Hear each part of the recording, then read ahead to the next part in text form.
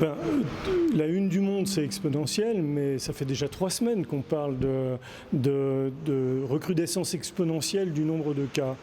Et c'est quelque chose de très paniquant, on va dire, le côté exponentiel. Mais en réalité, il faut regarder les chiffres.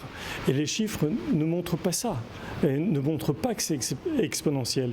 Une fonction exponentielle est une fonction monotone croissante. Lorsque ça décroît quelque part, on ne peut plus parler de fonction exponentielle.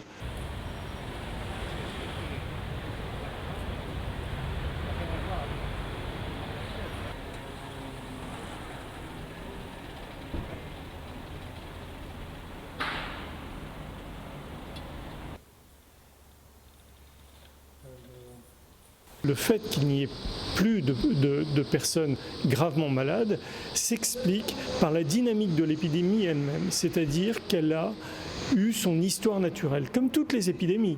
Les épidémies font ça en général. Toute la population n'est pas susceptible d'être malade. Une partie seulement de la population peut l'être et peut l'être gravement, voire en mourir.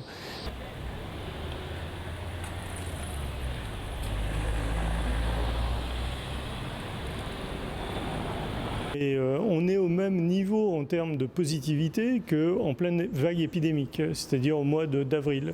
Or, en termes de maladies, c'est faux. Il n'y a plus de malades. Donc c'est ça qu'il faut prendre en compte.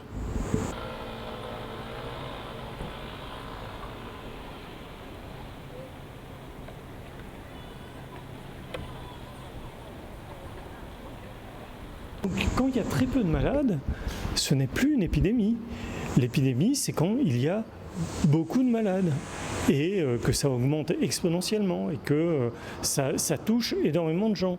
Mais quand on voit des cas sporadiques, alors qu'il y avait soi-disant une population non immunisée et que le virus circulait tout le temps, normalement, il aurait dû y avoir une vague immédiatement. On était comme si on était au point de départ.